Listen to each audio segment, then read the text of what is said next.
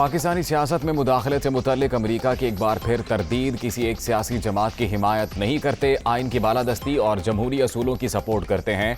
तर्जुमान अमरीकी महकमा खारजा।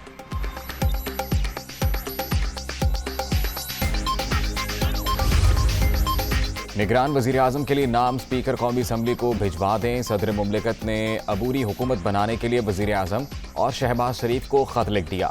3 दिन में अगर किसी नाम पर इत्तफाक ना हुआ तो मामला पार्लिमानी कमेटी के पास जाएगा।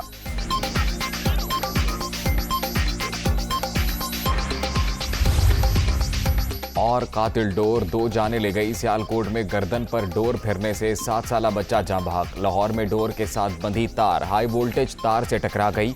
करंट लगने से नौजवान दम तोड़ गया।